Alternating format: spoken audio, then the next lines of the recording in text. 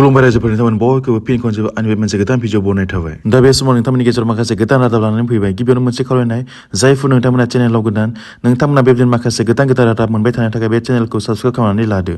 गिबियावनो दङ जुबिन गार्गनि दायनिगिरि श्यामकान्त महन्त, सिद्धार्थ शर्मा आरो शेखर गौस्वामी। बे साथामखौबो मैयानि दिनाव गुवाहाटीआव थानाय स्टेट जेलनिफ्राय बाक्सानि डिस्ट्रिक्ट जेल निकासियावहाय दोनफैनायखौ जोङो नुनो मोन्दों। बेखौ लानानै आसामनि मुंदांखा मेथाइ खनगिरि जुबिन गार्ग बिथाङा दासिमबो जे जास्टिस एबा न्याय मोनाखै, बिनि थाखाय रायजो राजाफोरा खुद्रिसारदों आरो मैयानि दिनाव बिथांमोनखौ जेब्ला बाक्सायाव लाबोयो अब्ला गोबां रायजो राजाफोरा लामायाव ओंखारबोनानै बिथांमोननि जेंना प्रटेस्ट खालामनायखौ जोङो नुनो मोन्दों। आरो लोगोसेनो बे प्रटेस्टआव पुलिस आरो पाब्लिकनि गेजेराव गोबां नारा नारसि जायो। लोगोसेनो गोबां पुलिसफोराबो जखम जानो गोनां जाबाय आरो माखासे पाब्लिकफोराबो गोबां बिदि जखम जादों। लोगोसेनो सासे लाइमोन सुबुङा पुलिसनि गुलियाव जिउ गोमानो गोनां जाबाय। पाब्लिक आरो पुलिसनि गेजेराव माबायदि दुंहाव थासारि जादोंमोन, जों बेखौ ससे भिडिअ क्लिप्स नायनानै लानि फै।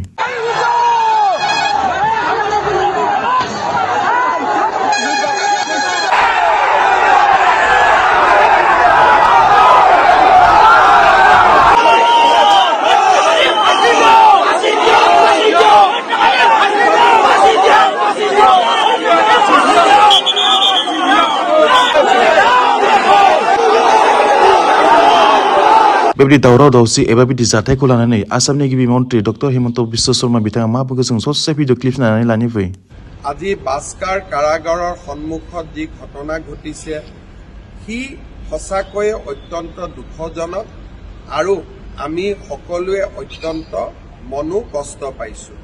কাৰণ অসমৰ দৰে এখন সভ্য দেশত বা ভাৰতৰ দৰে এখন সভ্য দেশত ন্যায় প্ৰদানৰ প্ৰক্ৰিয়া সম্পূৰ্ণ কৰাৰ বাবে আদালতৰ ওপৰত আমি সদায় আমাৰ বিশ্বাস ৰাখিবই লাগিব।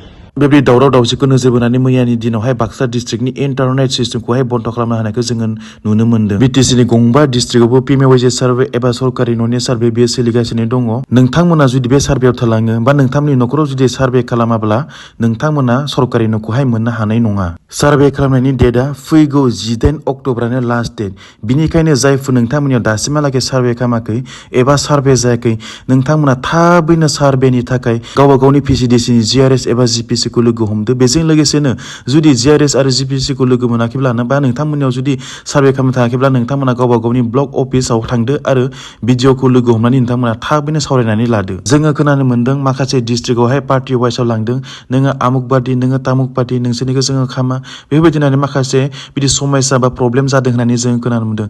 एक्सुवेलि बिटिसिनि चिफ बिथां हाग्रामा महिलारिया बुंदों जे बा स्ट्रिक्टलि अर्डार होदों, जायफोरा गोरिब न'खर बेखौहाय गासैबो गोरिब न'खरफोरा मोननांगौ आरो जेबो पार्टिनि खोथा गैया होननानै बिथां हाग्रामा महिलारिया बुंदों। पिएमवाइजे न'आ जाबाय सेन्ट्रेलनि फान्डसो, बि बिटिसिनि फान्ड नङा। बेनिखायनो जायफोर नोंथांमोना थांनाय सम एबा आवगोलावहाय सरकारि न' मोनाखै गांसेबो, बा जायफोर एखेबारे गोरिब, नोंथांमोन बयबो बे सरकारि न'खौ मोननो हागोन। आरो सार्भेनि समाव नोंथांमोननि आखायाव जब कार्ड, आधार कार्ड आरो बेंक पासबुक, लोगोसेनो जुदि नोंथांमोननि आखायाव जुदि जब कार्ड गैयाबाबो जागोन बा बेंक पासबुक गैथ'वाबाबो जागोन, उननि समावहाय बेखौ सोनो हागोन। नाथायब्ला आधार कार्डआबा मस्ट इम्परटेन्ट, आधार कार्डखौबा नांथारगोन।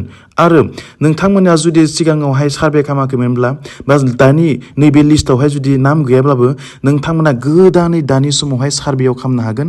अब्लानो नोंथांमोना बे सरकारि न'खौहाय मोननो हागोन। बेनिखायनो नोंथांमोना साननाङा आंहा लिस्टआव नाम गैया, आं मोननाय नङा होननानै। नाथायब्ला नोंथांमोना जायफोरा सार्भे खालामगासिनो दङ बिथांमोनखौ रिकुवेस्ट खालाम, आंहा जोबोद गोरिब, आंहा न' गैया, आंखौ सार्भे खालामनांगौ होननानै नोंथांमोना रिकुवेस्ट खालाम। अब्लानो बिथांमोना नोंथांमोननि न'खौहाय सार्भे खालामनानै होगोन।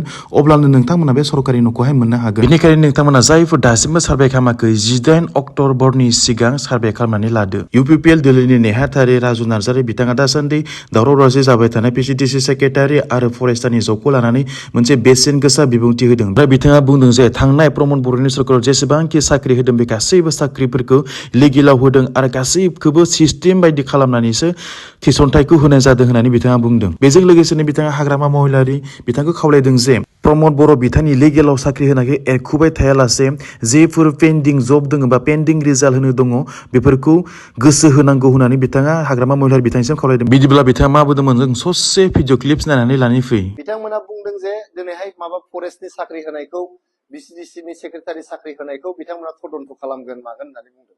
बियो जोबोद मोनसे दुखुनांथाव बाथ्रा जे प्रपार प्रसेस फल' खालामनानै एडभार्टाइजमेन्ट होनानै इउनिभार्सिटिखौहाय रिटेन एग्जामिनेशन कन्डाक्ट खालामहोनानै आसाम पुलिसखौहाय फिजिकेल टेस्ट खालामहोनानै आरो CSB खौहाय अरेल एग्जामिनेशन बा भाइबा बस खालामहोनानै बैफोर साख्रिफोरखौहाय विथ माने मा होनो ट्रान्सपेरेन्सि एन्ड एकाउन्टेबिलिटि बैफोर साख्रिखौ होनाय जादों खुनु माने बाव इलिगेल खुनु प्रसेस बाव माने फल' खालामनाय जायाखै बै लाइमोनफोरा जे दिनै साख्रि मोनबाय जइन जाबाय बिथांमोनखौ तदन्त खालामनानै दिनै जुदि आननेसेसारि मोनसे हेरेसमेन्ट होनो नागिरोबा बियो जोबोद दुखुनांथाव बाथ्रा बियो आनकनस्टिटिउशनेल इलिगेल आरो आनएक्सेप्टेबल ओंखायनो बिथांमोना माने बिथांमोना फार्स्टआव थांबाय थायाबालायनो जाखांनाय खामानियाव थांबाय थायाबालायनो गावसोर मा मावनो नागिरदों बेयाव कनसेन्ट्रेट खालामनायासो बिथांमोना गोनां जोङो फ्राय 900सो थार्ड ग्रेड आरो फोर्थ ग्रेडनि साख्रि बिथांमोननो गारबोदों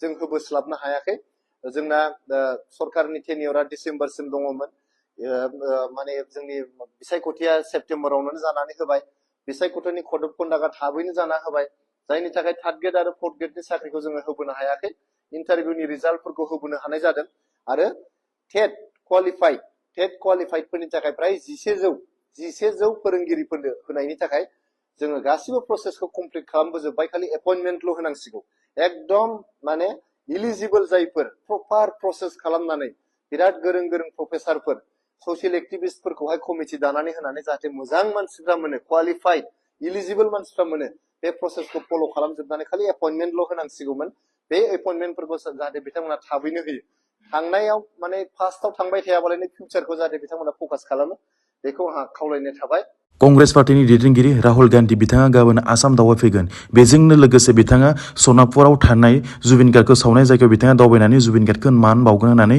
जोङो सुलुंनिफ्राय मिथिनो मोननाय जादों राजस्थानाव मोनसे दुखुनांथाव जाथाय जादों गंसे AC बास खारबाय थानाय बासआनो हरखाबै ब्लाव ब्लाव अर जोंदों आरो बे ब्लाव ब्लाव अर जोंनायाव गासै 20 जन सुबुङा जायगायावनो बिथांमोना खामथाब जानो गोनां जादों आरो 16 जन सुबुङा इन्जुर जानानै बिथांमोनखौ देहासालियाव फाहामथाय होगासिनो दङ बिदिब्ला रायजोफोर दिनैनि रादाबा एसेनोसै आसा खालामो नोंथांमोन बावैसो नेक्स्ट भिडिअ लोगो मोनगोन होननानै